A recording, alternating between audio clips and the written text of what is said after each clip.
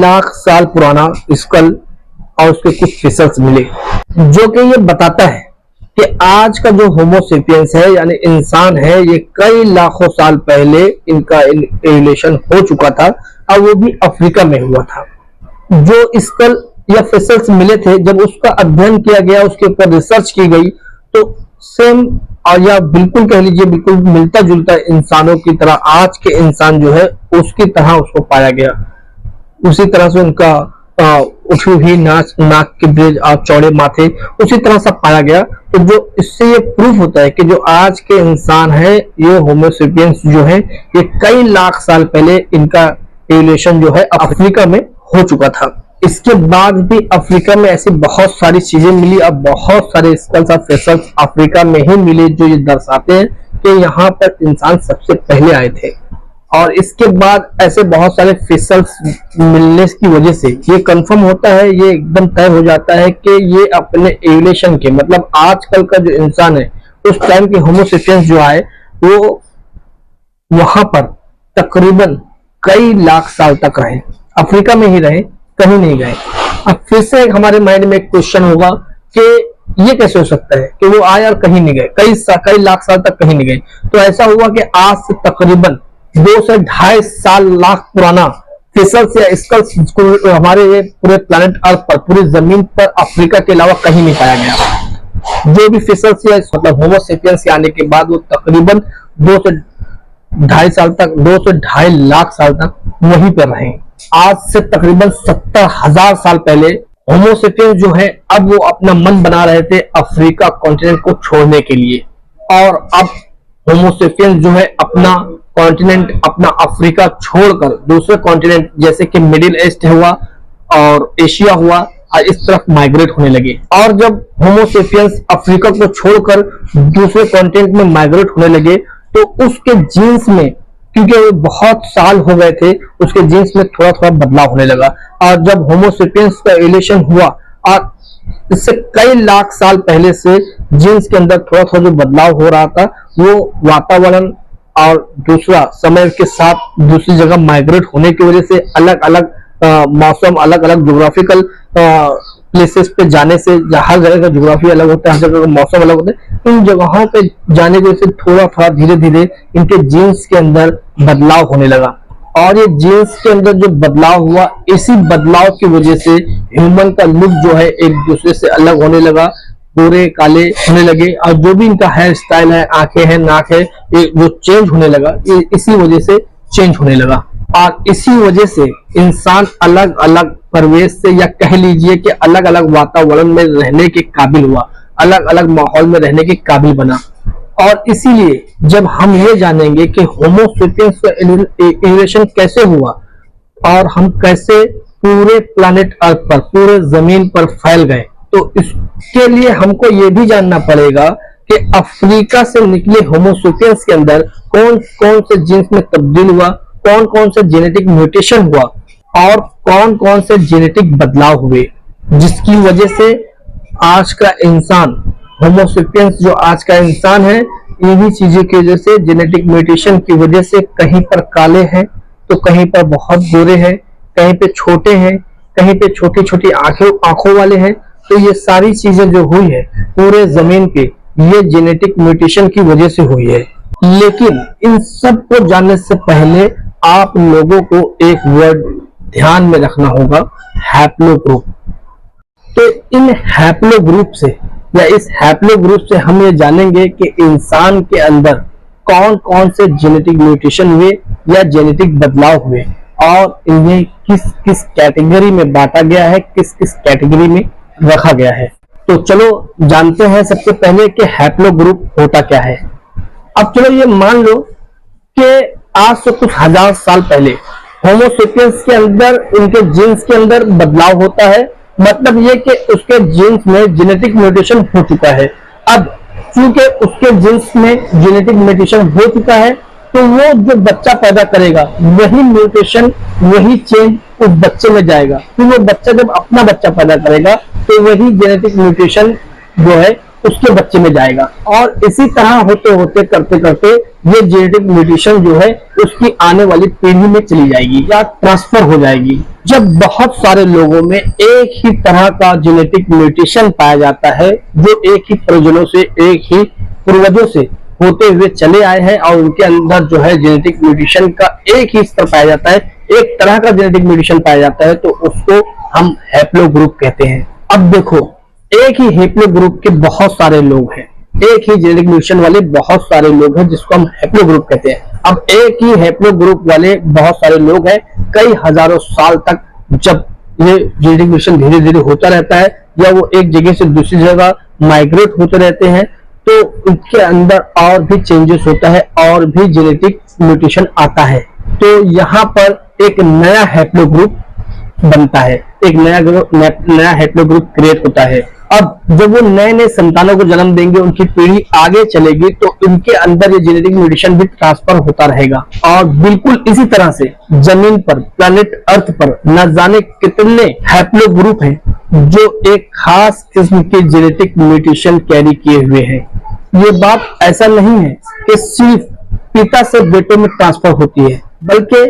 Female में भी ऐसा ही होता है। फीमेल्स में भी कुछ हैप्लो ग्रुप्स होते हैं जो वो अपने आने वाले संतान के अंदर ट्रांसफर करती है, लेकिन मेल आदमी और फीमेल औरत के हैप्लो ग्रुप में बहुत फर्क होता है। मुझे लगता है कि अब आप हैप्लो ग्रुप क्या है इसको बहुत अच्छी तरह से समझ गए होंगे, क्योंकि आगे जो मैं बताने जा रहा हूं इसको समझने के लिए आपको हैप्लो ग्रुप क्या है ये समझना बहुत जरूरी है।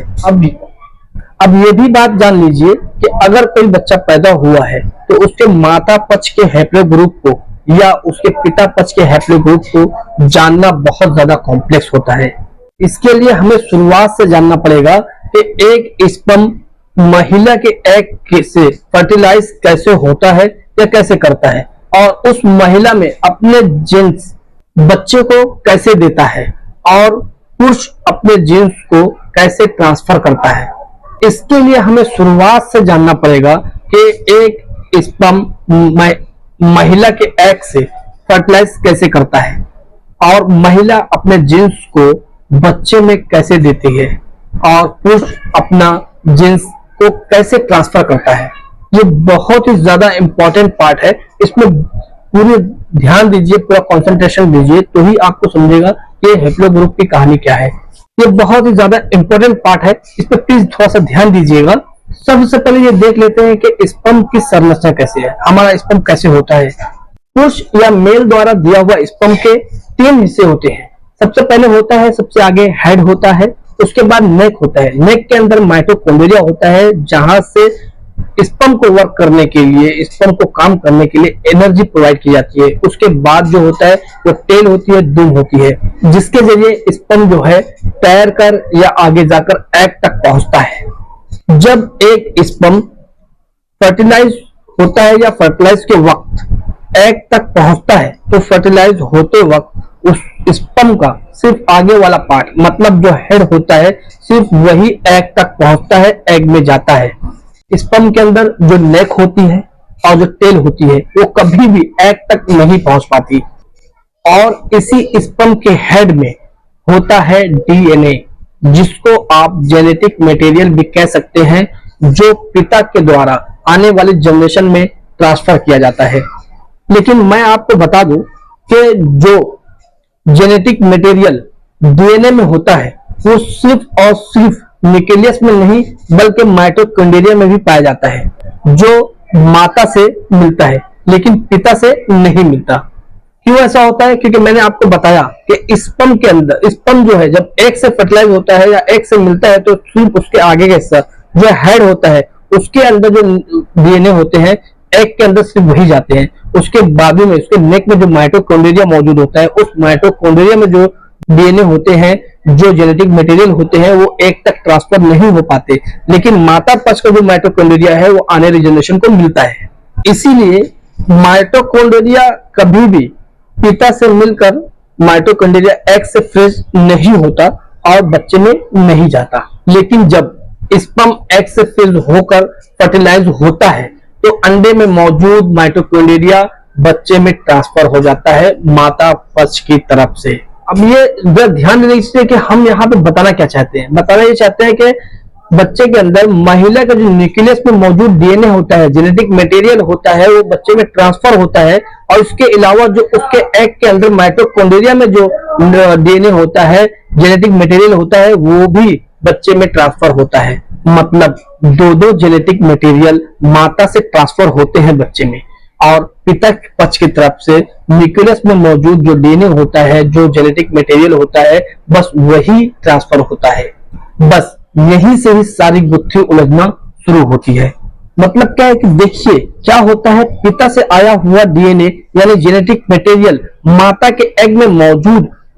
न्यूक्लियस यानी डीएनए जो है वो आपस में रिकम्बाइंड होकर एक यूनिक जेनेटिक मटेरियल तैयार करते हैं, जो कि बच्चों में ट्रांसफर होता है, जो कि माता के माइटोकॉन्ड्रिया मतलब जो एग का माता के पक्ष में एग का माइटोकॉन्ड्रिया के अंदर डीएनए मौजूद होता है वो होता है। और वो जैसे ही माता के अंदर होता है, मदर के अंदर पाया जाता है, मदर के एग में माइटोकॉन्ड्रिया में जो डीएनए या जेनेटिक मटेरियल होता है, बिल्कुल वैसे ही आने वाले बच्चे में ट्रांसफर हो जाता है। देखिए अगर पिता से वाई क्रोमोसोम एग में जाता है तो बच्चा जो है वो मेल होगा, और अगर पिता के जरिए एक्स क्रोमोसोम एग में जाता है तो बच्चा जो है वो फीमेल होगी। अब देखिए एक इंपॉर्टेंट बात, वेरी इंपॉर्टेंट बात, देखिए कि जो पुरुष होते हैं उनके क्रोमोसोम जो बच्चे में ट्रांसफर होता है, वाई क्रोमोसोम जो बच्चों में ट्रांसफर होता है, वाई क्रोमोसोम की वजह से ही मेल बच्चा पैदा होता है। तो वो दरअसल क्या होता है कि वाई क्रोमोसोम पीढ़ी तक पीढ़ी बहुत ज्यादा इसके अंदर बदलाव नहीं होता, बहुत ज्यादा जेनेटिक या किसी किस्म का कोई म्यूटेशन नहीं होता। इसलिए वाई क्रोमोसोम का अध्ययन करके हम ये पता लगा सकते हैं कि इनके पूर्वज कहां से आए हैं और किस हैप्लो ग्रुप से कौन ताल्लुक रखते हैं। ये सारी चीजों को हम वाई क्रोमोसोम का अध्ययन करके पता लगा सकते हैं, और ये किस हैप्लो ग्रुप से कांटेक्ट रखते हैं ये भी सारी डिटेल वाई क्रोमोसोम का अध्ययन करके हम मेल के बारे में पता लगा सकते हैं। तो वही जो एक्स क्रोमोसोम होता है, एक्स क्रोमोसोम लड़कियों में होता है, और एक्स क्रोमोसोम के मिलने से ही एक फीमेल का जन्म होता है। वही जो एक्स क्रोमोसोम पिता से आता है वो कभी भी सेम नहीं होता, और कभी भी किसी भी लड़की में एक्स क्रोमोसोम का रिसर्च करके सर्च करके ये नहीं पता लगाया जा सकता कि इसके पिता के पूर्वज कहां से आए थे, या ये कहां के हैं, या किस हैप्लो ग्रुप से ये कांटेक्ट रखते हैं, ताल्लुक रखते हैं। हाँ, लेकिन एक चीज और है, एक चीज ये इंपॉर्टेंट चीज है कि जो फिक्स होता है, मतलब माइटोकॉन्ड्रिया डीएनए, मतलब माइटोकॉन्ड्रिया में जो डीएनए होता है, जो जेनेटिक मटेरियल होता है, जो माता पक्ष से बच्चों को मिलता है, अगर उसके माइटोकॉन्ड्रिया के डीएनए का सर्च किया जाएगा तो ये पता लगाया जा सकता है उसकी माता कहां से है, किस जगह से माइग्रेट हुए हैं, या वो किस हैप्लो ग्रुप से कांटेक्ट रखती है। अब अगर हम ये जानना चाहते हैं कि इनके माता पिता कहां से आए हैं, या इनके पूर्वज किस जगह से ताल्लुक रखते हैं, कहां से माइग्रेट करके आए हैं, तो हमको ये जानना जरूरी होगा कि माता पक्ष से आया हुआ डीएनए, आया हुआ जेनेटिक मटेरियल, मतलब उनका माइटोकॉन्ड्रियल डीएनए हैप्लो ग्रुप। यहाँ पे ध्यान की जरूरत है कि माइटोकॉन्ड्रियल हैप्लो ग्रुप जानने की जरूरत है, किसका, माता पक्ष का। माता पक्ष का जो माइटोकॉन्ड्रिया से मिला हुआ डीएनए है, जेनेटिक मटेरियल है, उसका हैप्लो ग्रुप जानना पड़ेगा, और मेल पिता की तरफ से मिला हुआ वाई क्रोमोसोम का हैप्लो ग्रुप पता करना पड़ेगा, उसका अध्ययन करना पड़ेगा। उस पर रिसर्च करने के बाद हम ये पता लगा सकते हैं कि इनके पूर्वज कहां से थे, माता और पिता दोनों का। अब एक इंपॉर्टेंट चीज, लड़कियों में वाई क्रोमोसोम नहीं होता, इसलिए लड़कियों में कभी ये पता नहीं लगाया जा सकता कि उनके मेल पक्ष जो उनके पिता की तरफ से पूर्वज होते हैं उनकी जानकारी उसमें नहीं होती, और वाई क्रोमोसोम के जरिए उनके हैप्लो ग्रुप का पता नहीं लगाया जा सकता। इसलिए जब कभी भी किसी भी जमाने में हमें अपने पूर्वज का पता लगाना है कि वो किस हैप्लो ग्रुप से संबंध रखते थे, किस हैप्लो ग्रुप से वो थे, ये जानने के लिए 70 से 80 हजार साल पहले या 1 लाख साल पहले वो कहाँ थे और कहाँ से ट्रांसफर हुए, किस तरफ से आए हैं, तो ये जानने के लिए हमको माता पक्ष के माइटोकॉन्ड्रियल डीएनए, मतलब माइटोकॉन्ड्रियल डीएनए जो होता है, जो जेनेटिक मटेरियल होता है, उसका हैप्लो ग्रुप और पिता के वाई क्रोमोसोमल हैप्लोग्रुप, इन दोनों का पता लगाने के बाद ही हम ये पता लगा सकते हैं कि ये माता पिता कहाँ से आए हैं। और ये फीमेल और मेल दोनों से पता लगाया जा सकता है, लेकिन अगर सिर्फ मेल के बारे में पता करना है तो वाई क्रोमोसोम जो होता है उसके जरिए हम उसके हैप्लोग्रुप का पता लगा सकते हैं, क्योंकि वाई क्रोमोसोम का जो हैप्लोग्रुप है वो पीढ़ी दर पीढ़ी ट्रांसफर होते रहता है। लेकिन माता पक्ष का जो है वो माइटोकॉन्ड्रिया जो है वो एग में ट्रांसफर होता है, लेकिन मेल का माइटोकॉन्ड्रिया के अंदर जो जेनेटिक मटेरियल होता है वो नहीं होता। तो फीमेल के बारे में जानने के लिए हमको उसके माइटोकॉन्ड्रिया के जरिए मिला हुआ जेनेटिक मटेरियल्स का भी अध्ययन करना पड़ेगा। अब यहां से हम ये जानना शुरू करेंगे कि प्लेनेट अर्थ पर, इस जमीन पर कितने सारे हैप्लोग्रुप हैं, माता पक्ष से पिता पक्ष से, दोनों की तरफ से हम ये जानेंगे कि इस जमीन पे कितने हैप्लोग्रुप हैं और अभी फिलहाल कौन कौन से हैप्लोग्रुप मौजूद हैं। अब यहाँ से हम ये जानना शुरू करेंगे कि हम इंसान कैसे एक जगह से दूसरी जगह माइग्रेट हुए और इस जमीन पे कितने सारे हैप्लोग्रुप हैं, और ये भी जानेंगे कि कौन कौन से हैप्लोग्रुप अभी इस जमीन पे मौजूद है या कौन सा हैप्लोग्रुप जमीन के किस हिस्से में रहता है। ये सारी जानकारी अब हम लेंगे। बहुत ही मजा आएगा दोस्तों, आगे बने रहिए हमारे साथ।